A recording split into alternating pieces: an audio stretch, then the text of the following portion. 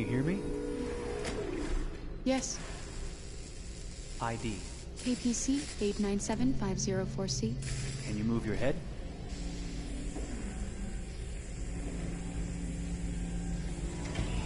Your eyes now.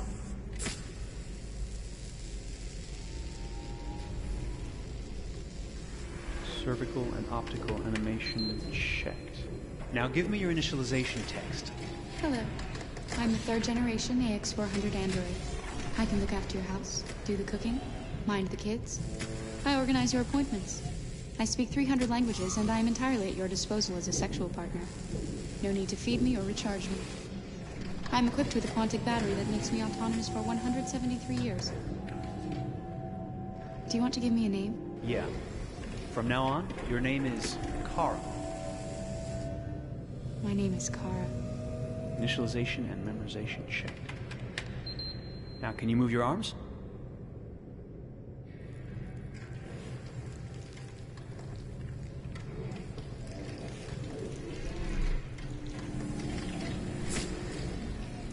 Upper limb connection checked.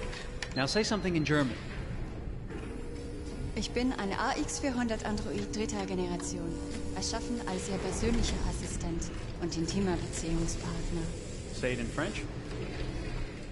Je suis un androïde de troisième génération AX400, conçu pour être votre assistante personnelle et votre partenaire intime. Okay, now sing something in Japanese.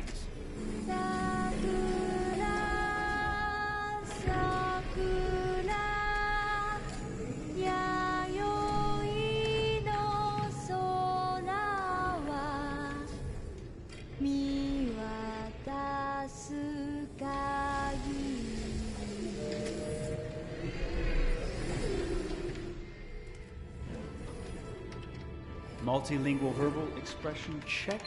Go ahead, take a few steps.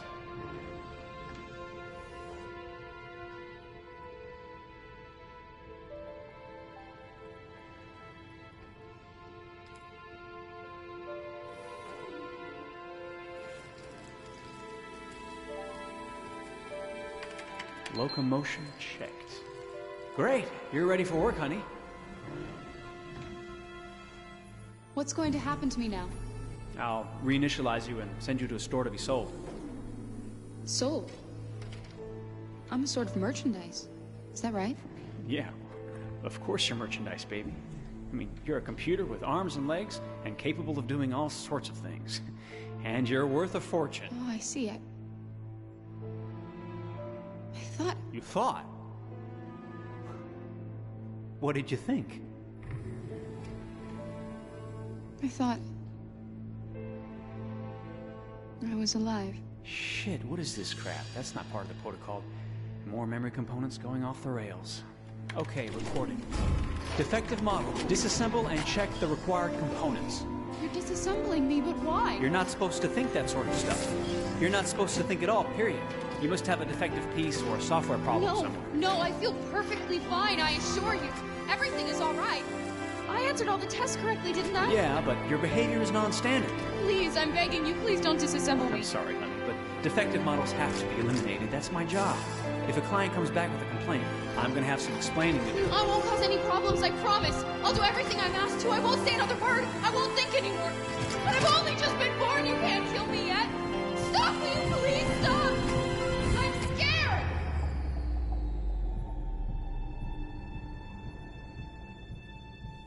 I want to live. I'm begging you.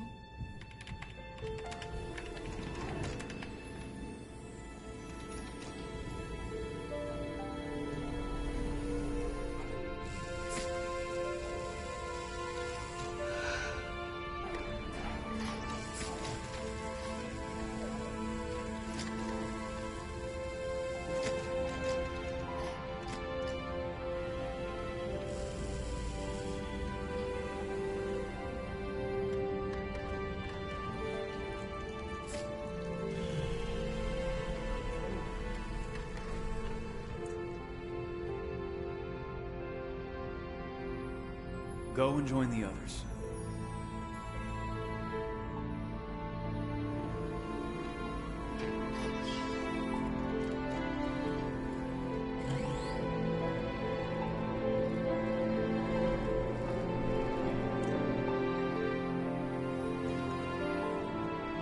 Stay in line, okay?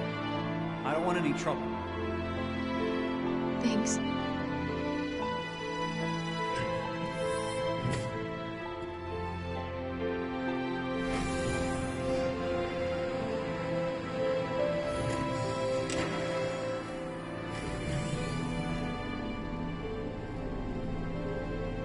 My God.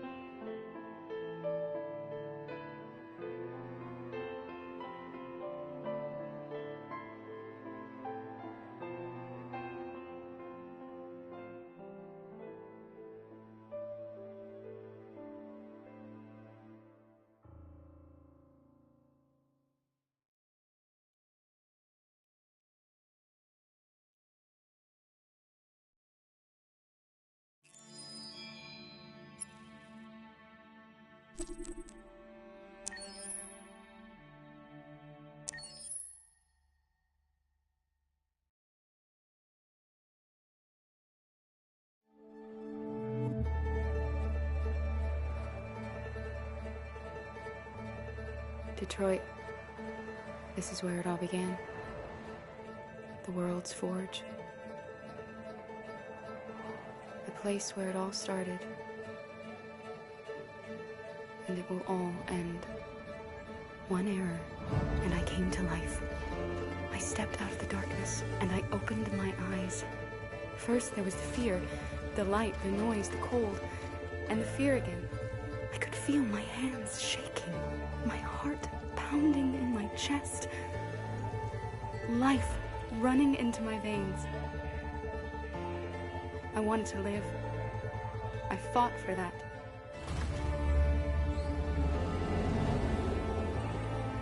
I had to find out what was outside. I had to see daylight, feel sunshine on my skin, wind on my face, to see the world, the colors, the smells.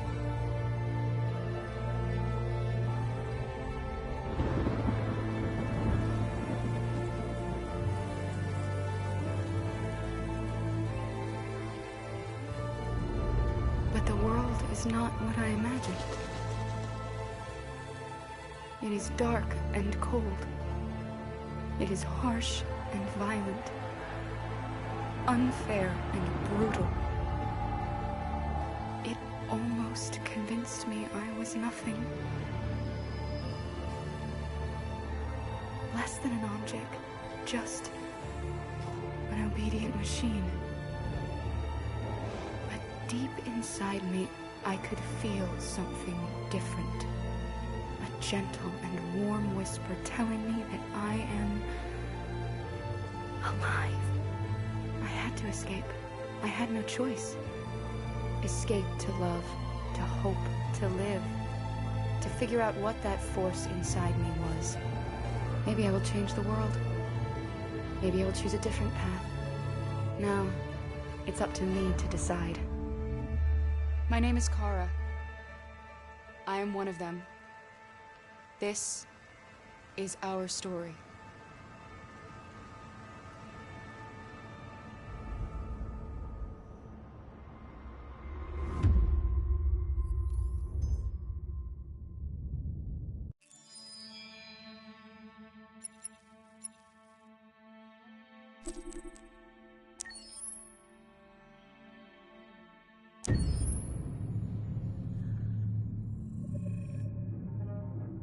When David and Guillaume got back in touch about making Detroit, I wasn't terribly surprised they decided to make it because the fan response was so intense. So it makes sense that they would choose to do that after the enthusiasm.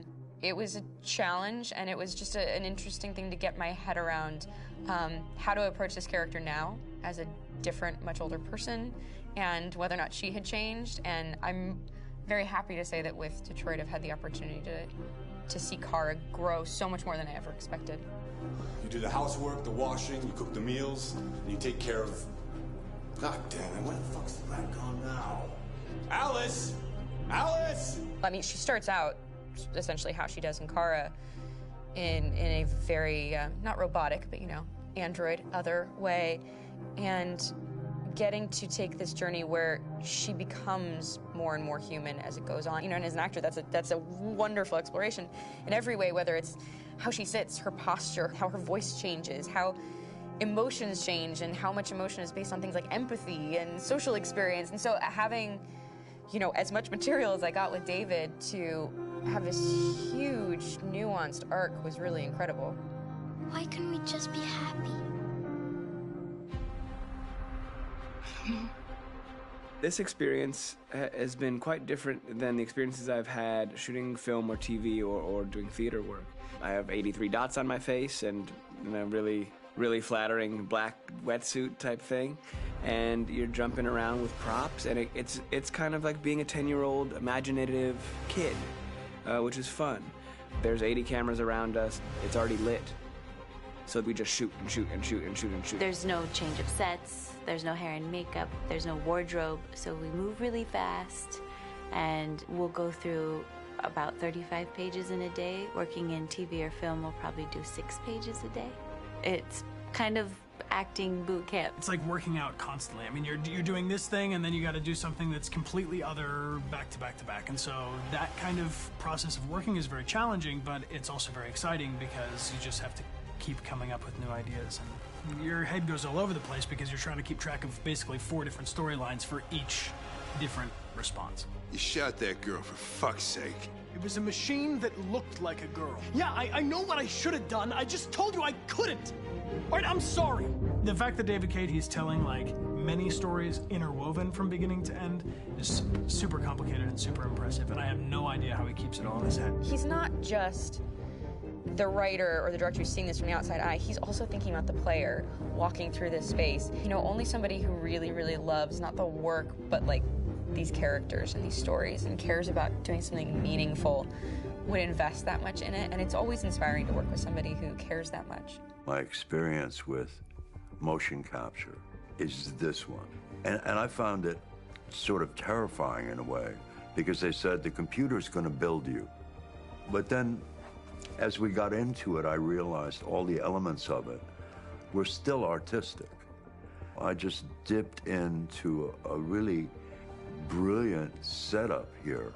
I've never seen anything like it. And this won't turn me into a product because I was playing a character. So it's wonderful. In the game, Detroit comes back because of a revolutionary industrial rebirth. And there's no reason why that can't happen in Detroit, because they have such tremendous infrastructure for millions and millions of people who can very easily support, you know, a new industry. The city is really strong and resilient, but the city has also been through so much. You see the damage. But it takes that time of kind of rebuilding and reinvesting into the city that I think is happening slowly but surely. The potential of Detroit as a city is something that this game does a lot of justice to, because it would be easy to look at Detroit as some place that used to be, and that's not the case. This game provokes a lot of conversation and reflection on our potential near-future engagement with machines. That's what we are to them. Just merchandise on display in a shop window. I think that a group that feels marginalized, feels like they deserve and have earned access to themselves and the environment around them, and are trying to figure out a way to articulate how to get freedom. What was I designed to be? Their slave? Their toy? It plays with your comfort levels. You think that this is fine, you're comfortable with it, until something blurs the line and throws you off, and now do I feel differently about whether this should be allowed? Should it be banned? Should it be encouraged? You're gonna ruin our lives, and for what? For a bunch of machines? They are not machines! They are alive! I'm alive! You're alive! They're nothing! There are lots of comparable comparisons to any type of persecution of religion, race, etc., dating way back. It can't just be a video game where you shoot them up or where people make these choices to do whatever. I think that's the whole point. You have the choice, and you can either choose to go in one direction with your character or another. And I think that's going to be very telling about the gamer. Very telling. I think there's going to be a really strong reaction to this game, which has such a strong perspective. I'm that much more proud of it now to get to be a part of it because it's important. In this game, you're actively building and designing the character through not just what kind of shield does he have or what color hair does she have, but like their temperament and the way they deal with problems. The different endings to this game are so radically different based off maybe seemingly insignificant choices in the moment, but like life, they all add up. And can't play life again, though.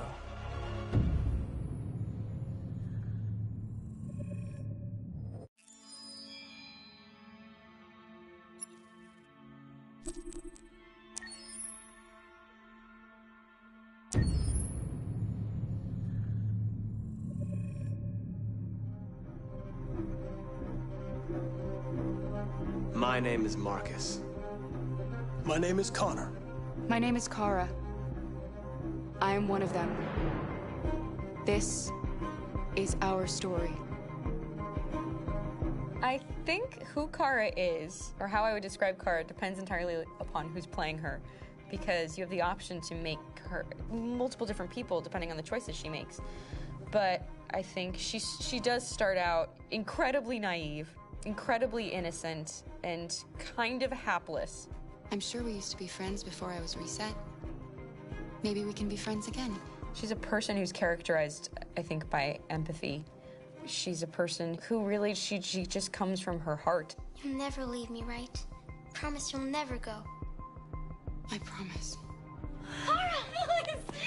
Are you okay? Are you hurt? Wait a minute. Leave her alone! Kara, leave her alone! The really beautiful thing that I've had the gift to be able to do is to essentially build a person from the ground up, because that's what she's doing throughout the game. And with every experience she has and every person she meets, she's building, you know, first emotions and then the sense of judgment. And it's sort of an exploration of what it is to be a human. Don't worry. Luther and I will be right here.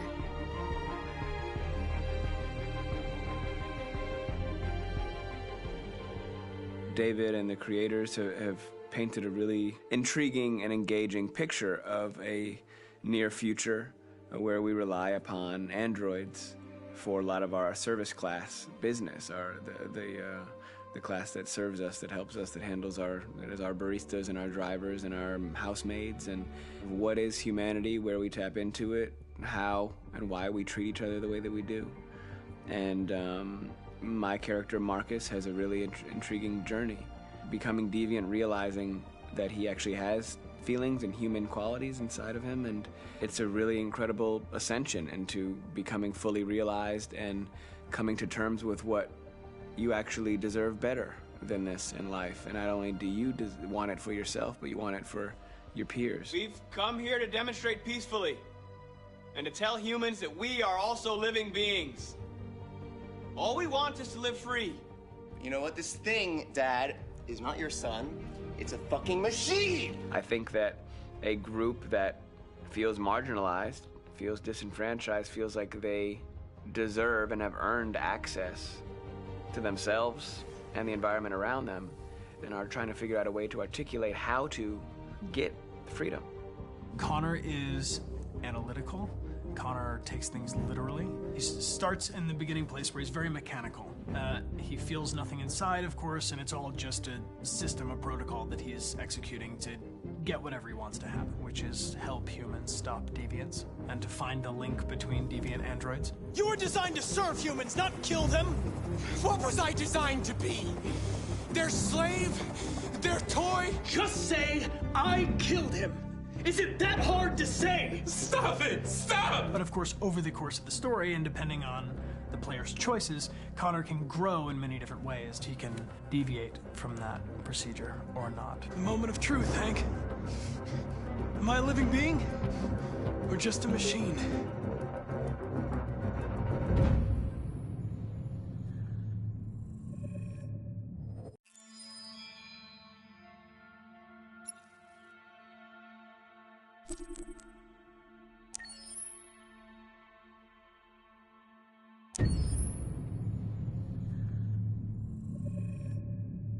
Game after game, we try to challenge ourselves. For Detroit, we wanted to, first of all, to write a story that would be incredibly bending, which means the most non-linear story that we've ever created. And we wanted really the player to have the possibility to change the story, change his own journey. When you're writing at Quantic, you're writing for an interactive medium. You know, when you're working in television, you'll put a character in a difficult situation, and you as a writing team will argue about what would that character do. But ultimately, you have to decide what happens, and you just show the audience. What's interesting about interactive drama is you bring the player into that conversation, and it changes your job slightly as a writer, because your job is to provide a narrative context in which the player can write his own story. You're giving him this kind of narrative Lego that he's going to snap together into his own shape. You also have the ability to make your audience attach themselves to your characters, because the audience is in some sense responsible for what happens to the characters. It's just a few cans. Come on, let's go. We have some cash now. You used me to steal that money. How could you do that? I trusted you. What is a bit specific about these scripts is how large they are. If you take a film script, there are about 100 pages. But here we have to deal with a script that is between 4,000 and 5,000 pages. Everything becomes bigger because we don't just tell one story, but we tell all the possible stories that can be told within this narrative space. On Act 3, our final act, we have around 1,000 different scenarios. And every one of those scenarios has to be as interesting, as passionate, as strong, and as emotional for the player. We want every action that the player does, every interaction that is available to serve in telling the story, and help the player understand who his character is, and build that character moment to moment.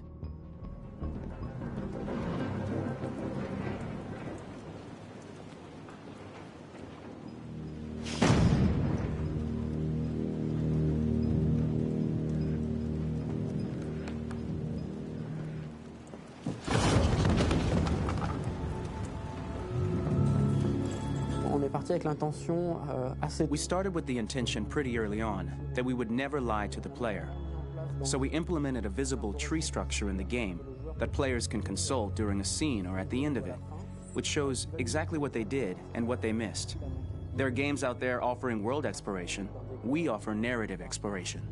You know, keeping control of such a wide and large story is a huge challenge. So same thing when you shoot with actors, because you will need to shoot many different versions of each dialogue, of each scene. For actors, it's a huge, huge challenge. Because of the style of the game, you have so many different ways that the character can go.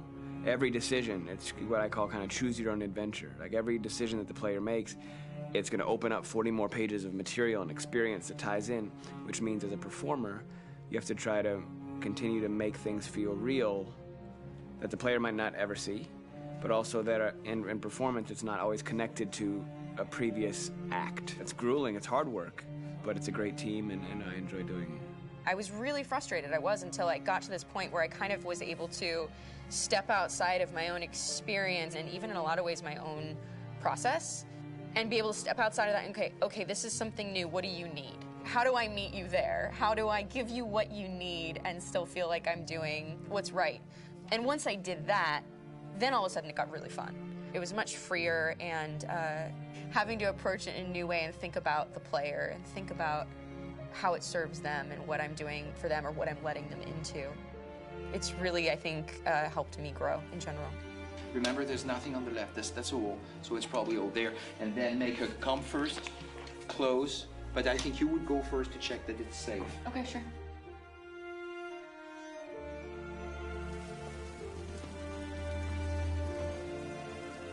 The most enjoyable thing about working in performance capture on this kind of project is that if I shot a film, I would get to do one of these endings. I get to do so many different things as Connor.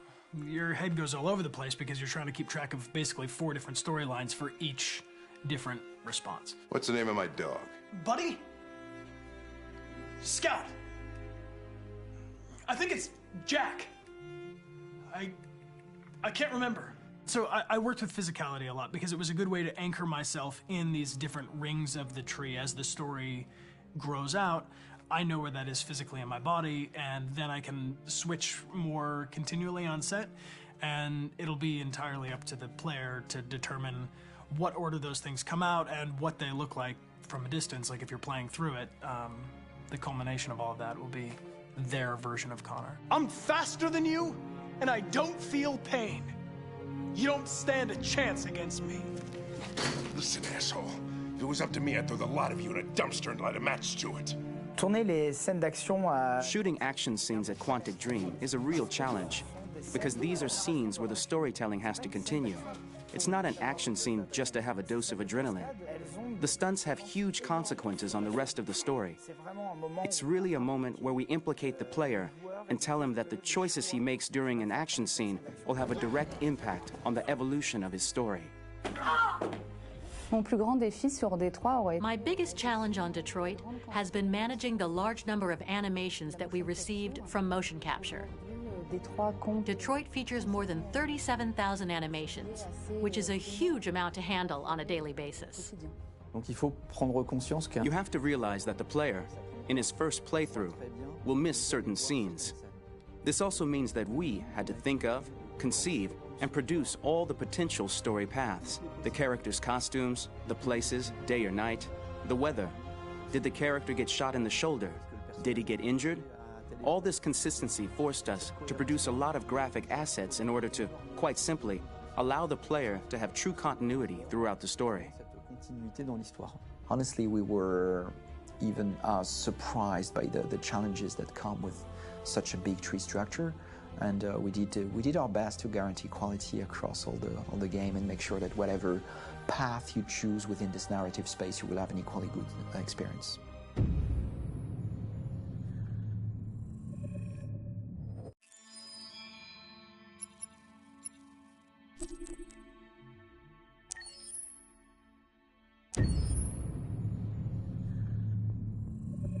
Detroit Become Human was produced over a period of 4 years. Here in Paris, we have a team of about 180 people, and to that, we need to add also all the outsourcing with our partners in the Philippines, in China, Vietnam, and in India. So when we started working on this story, I had to imagine where Kara was built. And for whatever reason, the city of Detroit came very quickly to my mind because it had already an incredible story by itself of history and themes.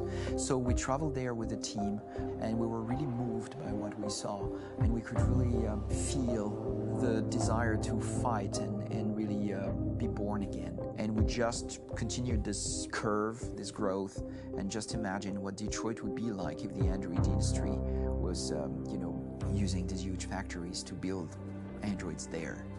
A very strong element in Detroit is that there's a lot of industrial wasteland and a lot of nature too, and for us, the graphic designers, it was an incredible playground. The destroyed zones which we wanted to preserve, we appropriated them to turn into something else. Then in the areas that needed to be rebuilt, we were able to imagine our Detroit of the future. We didn't want to make a science fiction universe, but a world of anticipation. If we chose science fiction, we could have imagined flying cars, extraterrestrials, but those things are very far from our current everyday life. Anticipation is more about gleaning from our contemporary reality, the one we know, because Detroit is set in 2038, and 2038 is tomorrow. The difficulty we had was sticking to reality. That is to say, technology becoming more and more invisible, a lot more elegant, and at the same time, making it visual. So all the computer equipment, autonomous cars, we simply had to invent. They are in fact very technological objects, but at the same time remain very credible and ingrained in reality.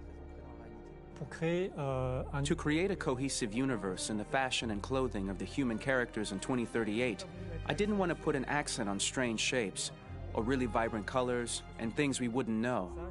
That I wanted to keep for the androids. The goal was to create something familiar which we can identify with in this future setting. Working on the artistic direction for the androids was a bit special because this is a project about the place they could occupy in the human world. It was out of the question for them to be too beautiful or too perfect. They had to correspond to every social class, rich and poor. Inspired by everyday utilitarian clothes, I brought a modern touch by adding dynamic display surfaces, the armband we can see on the side, the triangle on the front and back, an LED. Like that, there's no confusion. Wait. You're sending an android? All right, ma'am. We need to go. You can't do that. Why aren't you sending a real person? Once we cast the actors, we travel to meet them in order to scan their faces. We record the structure of their face with the scan. And we record the colors and patches of skin with photography. Once we have this information, we will use this as a basis for modeling and creating the characters. The artist will make it more realistic, but will also enrich it.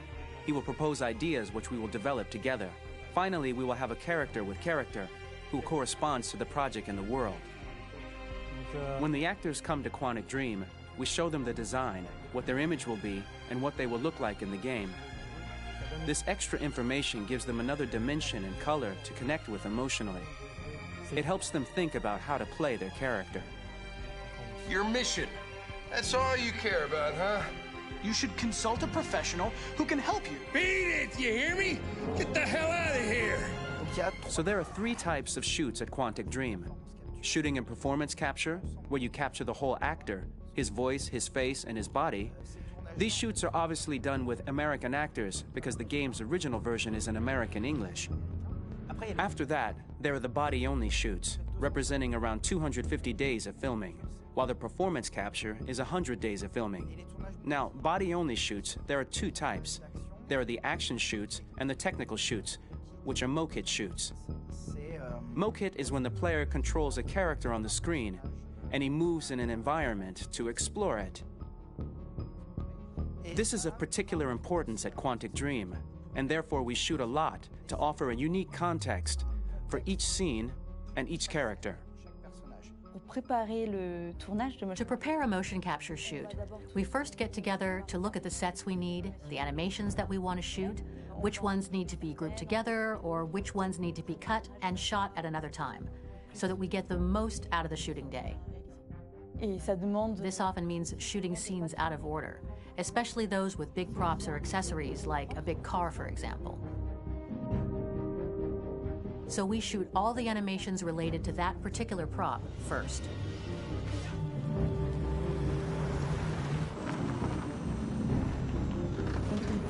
The biggest challenge for the mocap team was shooting a Spider-Man mokit. We had to build a wall and attach an actor to a harness with cables so we could pull him up and render him climbing. The shooting on this game total took about, I would say, more than a year, maybe 1 and 2 years, with about 300 actors on set, so it's quite a massive production. But so much happened on this set between the stunts and the shootings with a little girl and all these great actors that we had. It was really a very, very memorable journey for the team and for myself. Today, Detroit has over 37,000 animations. When we retrieve the motion capture data, it's just a cloud of points, which represent all the markers worn by the actors. From this cloud of points, we have a phase called retargeting, which gives us a skeleton. This skeleton will be applied to the characters of the game. There is still work to be done, but this gives us the main movements. Since we are working on something very realistic, we must recognize the actor and also recover all the emotion he expresses in his performance. We use a system of facts, an identity card for each actor. We make the actor do a whole range of facial expressions. Then we recover all the expressions and paste the animations on a puppet that Jan has prepared. I then recover and refine these poses. I might stretch the lip, reinflate a cheek, tiny details that make the finished product really capture the actor. Because of the nature of our mocap system today, when we receive the animations, we're missing eye movements, and so the character has that dead look. He really has no eyes, so then it's a big part of the work for the animators to find the regard of the actor in relation to his position, in relation to the body, etc. It was crazy when I saw the newest model for Kara, because they've been working on it, and this was the first time I literally jumped in my seat. It not only looked so much like me, it was the fact that it looked so lifelike. It wasn't that it looked just like it was a camera, it was something else, you know, but it looked alive. It's exciting, and it's kind of terrifying. Game after game, we learned the rules of optics and filming, and our goal with Detroit Become Human was to have cameras that would actually emulate the optics of a real physical camera. So basically dealing with real-world imperfections was our main task, and just to make cameras look as real as we can. Once the animations are shot and processed by the animation department, integrated and polished, we film them. That is to say, we really do a mise en scène, as in cinema. The real difficulty of our job is to know if these cameras are telling us something. Are they in the emotion of the scene? Do they describe exactly what the action must convey, what must be felt? The most important challenge for me was one of the final scenes where Marcus decides to start the revolution and go to the battlefield. Very quickly, we imagined this to be a huge sequence shot. We wanted the feeling of a cameraman running behind us, while showing Marcus, the androids who help him, the person shooting at us, etc. Above all, it was necessary to say to oneself, this scene is very violent but does not glorify war. On the contrary, that war is something improbable and absurd. It was really a fun challenge. The idea was to say we have 3 characters. We would like each of them to have a specific cinematography. We wanted Kara to be much more filmed with some kind of handheld camera, to have something very living, very breathing. For Connor, we wanted something very cold and very perfect. And for Marcus, we wanted something epic and spectacular. So it was about the filming, but it was also about the photography. So we worked with a director of photography to give each character a different lighting, different key colors. Each of them would have their own worlds. And finally, we worked with the composers, so they would create a specific sound for each character, so each would have his own world and his own style.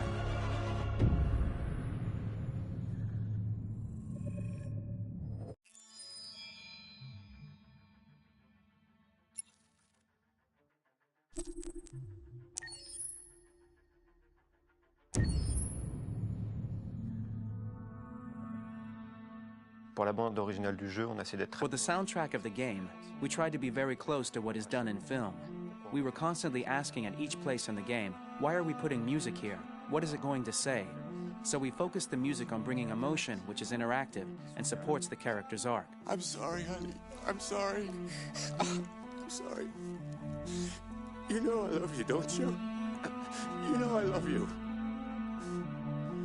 We make games that are very narrative.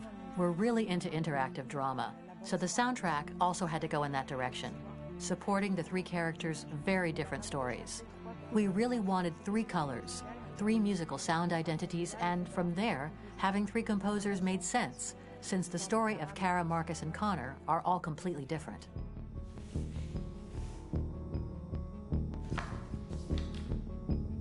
You recognize him? It's Carlos Ortiz. For Connor, we wanted a soundtrack that could be very cold and very mechanical, very machine-esque somehow.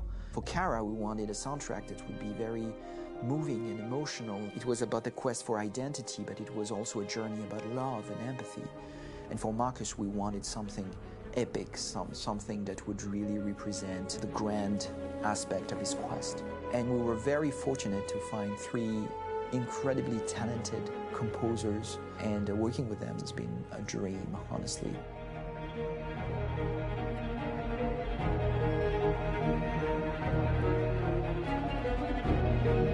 My name's Philip Shepherd, and I'm a composer and a cellist and a producer, and today we're at Abbey Road Studio One, which is my favourite studio in the world, and today we're recording the soundtrack for Kara from Become Human.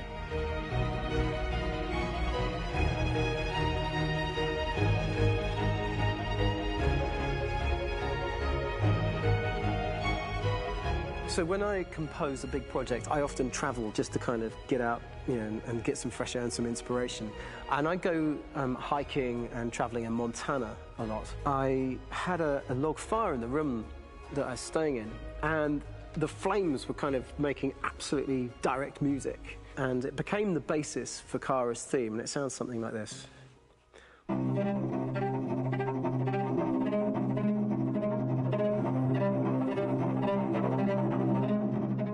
Now, over the top of that, I found a little theme that just seemed to fit over the top, which is taking Kara's name, Kara, and just using like a two-syllable motif, and it sounds like this.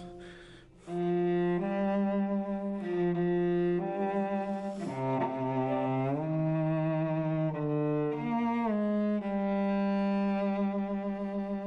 going to pull through this, Alice. As long as we're together, nothing can hurt us.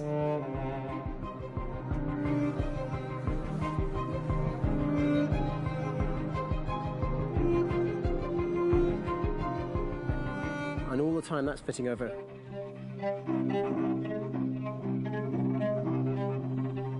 So it kind of works in lots of levels, and in fact every single theme in the score has one of those elements built into it, and it becomes sort of the DNA of every single tune.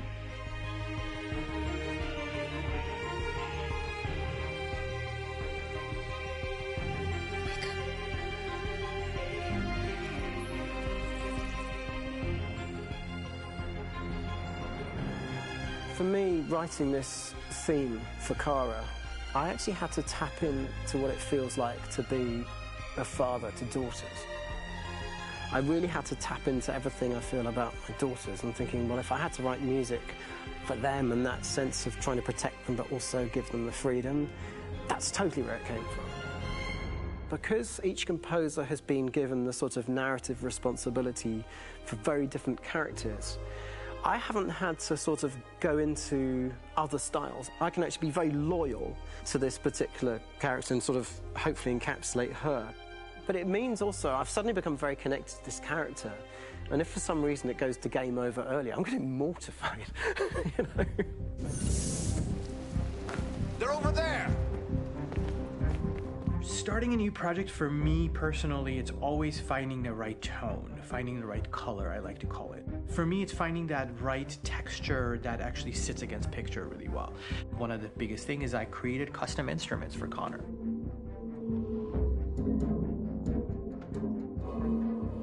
I pulled out all my vintage synthesizers to be able to capture this robotic person, if you will. My approach to all of these custom instruments is that I hear the sound in my head. And either I could just come into the piano and just be like, all right, so I'm gonna just get on the computer and just create it. I rather be able to play these instruments physically. Oh, that's nice. You can do that.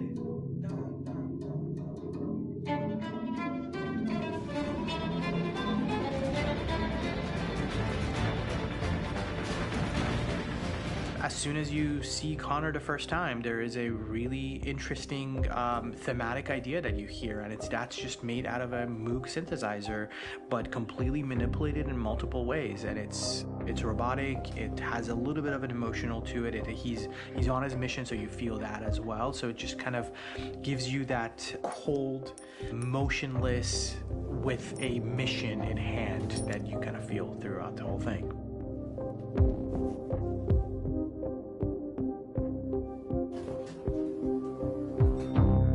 Because the music evolved, one of the things that I was very weary and I was very kind of focused on was the way that the music has to evolve.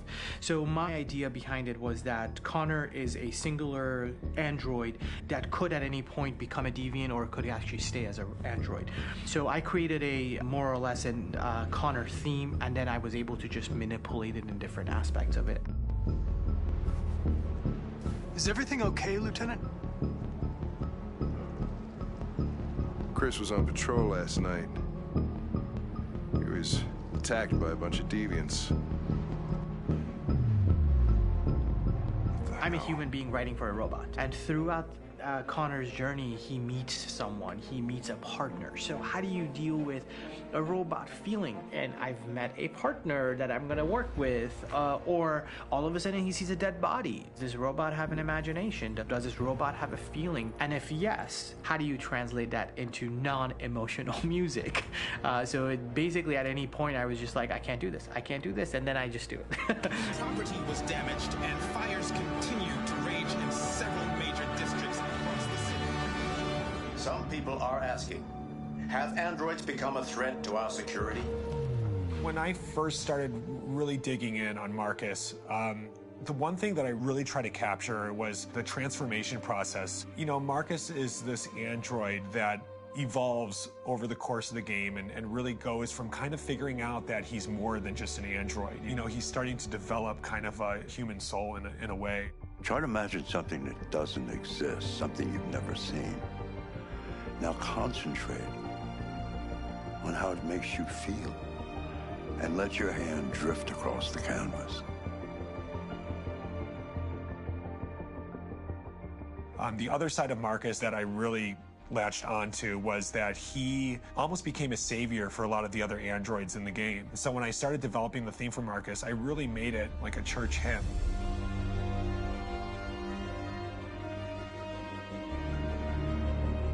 I wanted it to be very simple. I wanted to make it a chordal melody. I really wanted to make it almost like a Bach hymn. The tough thing with that is it had to be recognizable. If I made it too complex from a harmonic standpoint, it would be hard, I think, for people to kind of pick it out and recognize it. It's very acoustic derived, but it's also been treated with a lot of effects and things to kind of put it into the space that I felt the sound should be in. It can be beautiful, it can be haunting, it can be extremely powerful from an action standpoint, and I'm really happy with the way it turned out. The music is there, but it's subliminal and it's emotional, and people are feeling it, and it's not distracting. And that's tricky with a game like this, where you have to have a lot of ins and outs like that, where the music kind of has to get in and out of these moments. This is a war we're fighting with the humans. If we fail, they'll destroy us. I think the game's been put together so well where I just wanted to make sure that I wasn't ruining the emotion.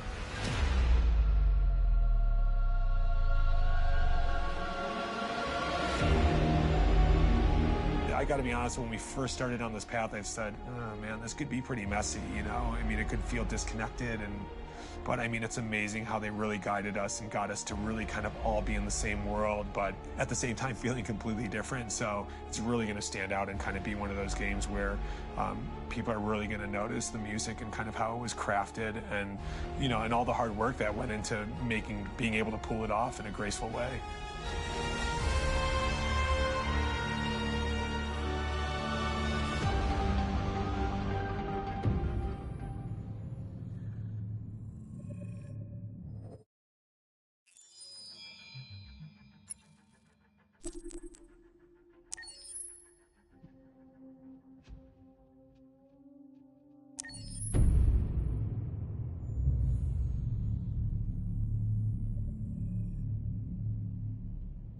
For starters, what should I call you?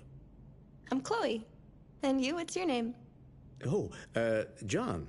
My name is John. Delighted to meet you, John. Could you tell us a little about yourself and what you can do, Chloe? Of course. I'm the first personal assistant built by CyberLife.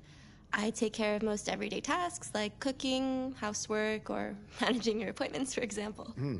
And I understand you're the first android to have passed the Turing test.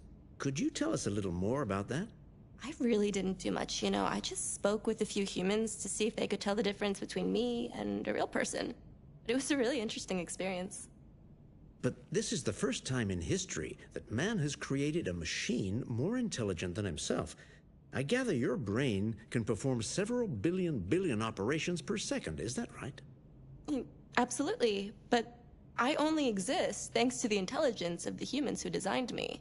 And, you know, they have something I could never have. Really? And what's that? A soul.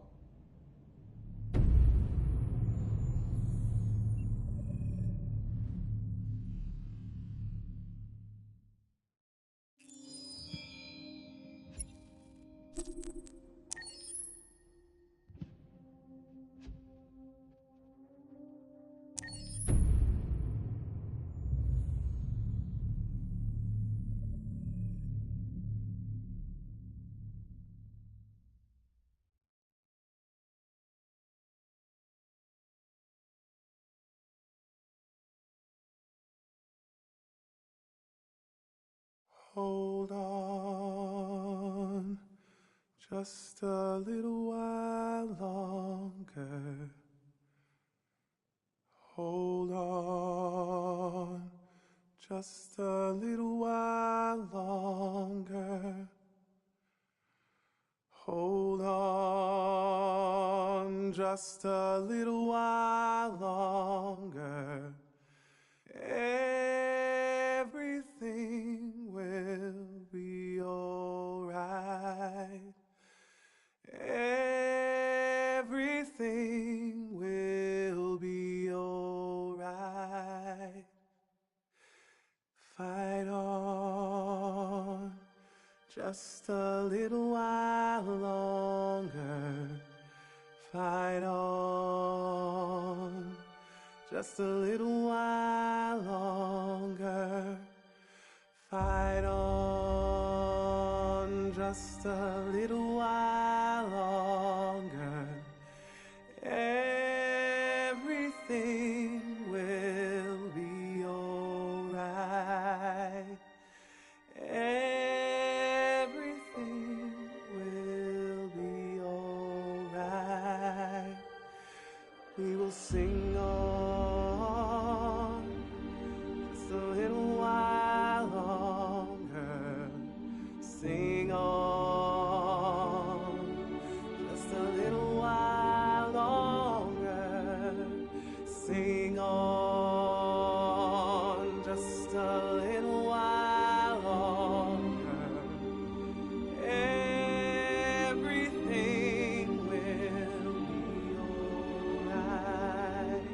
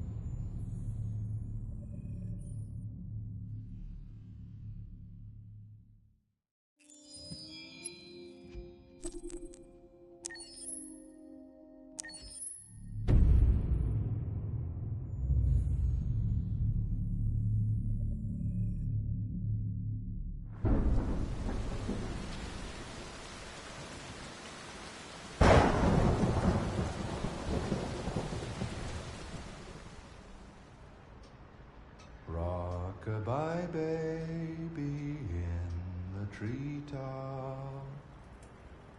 When the wind blows, the cradle will rock. When the bough breaks, the cradle will fall. And down will come baby, cradle and all. Rock-a-bye baby in the treetop. When the wind blows, the cradle will rock. When the bough breaks, the cradle will fall. And down will come baby, cradle and all. Rock-a-bye baby in the treetop. When the wind blows, the cradle will rock. When the bough breaks, the cradle will fall. And down will come baby, cradle and all.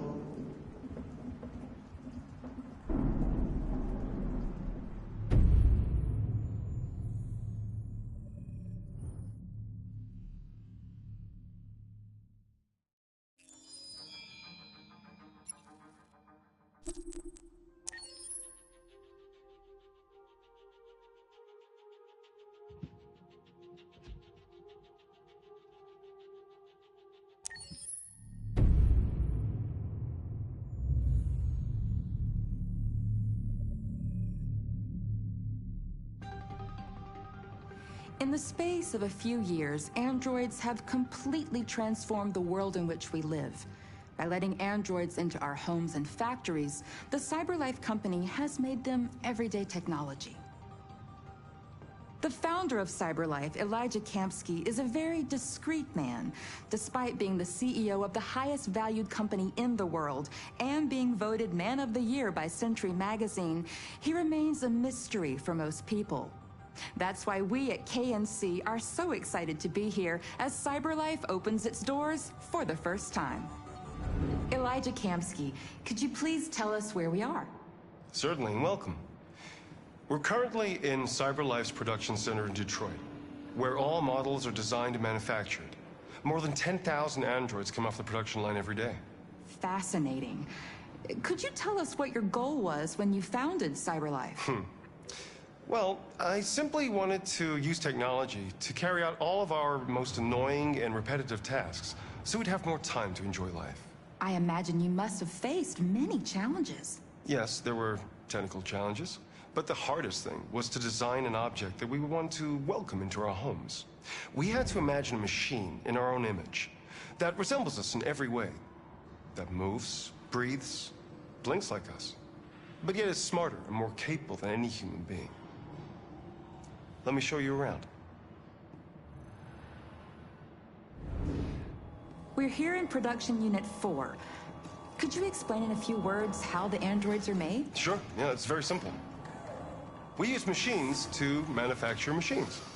The removable parts are assembled on a production line, and then we apply a synthetic skin to the whole body.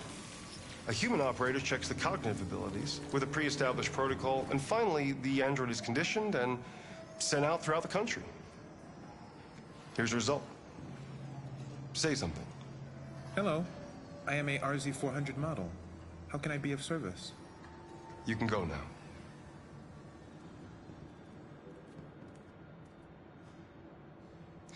Our androids are already replacing humans in many fields. For example, they represent more than 80% of all university professors and 63% of all medical staff. Tomorrow they'll replace our soldiers, and who knows, maybe one day, our leaders, to make the best decisions in humanity's interest. Come on. Replacing humans with machines has led to record unemployment of 28%. What do you think about the situation? Okay. The first steam engines also caused an increase in unemployment. But no one today would imagine turning back the clock. Artificial intelligence makes everyday lives easier. Nothing can stop progress. What's happening here is inevitable.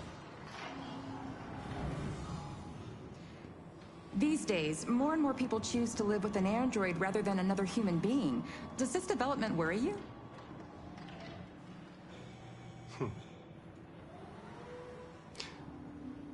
Everything's much easier with an android. They obey your orders without ever complaining. They can cook, discuss philosophy with you, have intimate relationships according to your desires. They never say no. Obviously, they are the perfect partner. Everyone deserves happiness. Why deprive yourself of so-called moral reasons when a machine can make you happy? Many science fiction books tell the story of how machines become more intelligent than us and end up confronting us. Aren't you worried about that possibility? I understand the irrational fears about artificial intelligence, but I assure you that will never happen with a CyberLife android. They're designed to obey humans. They're machines. They can't ever develop any sort of desires or form of consciousness. Are you sure? I'm absolutely certain. You can trust me.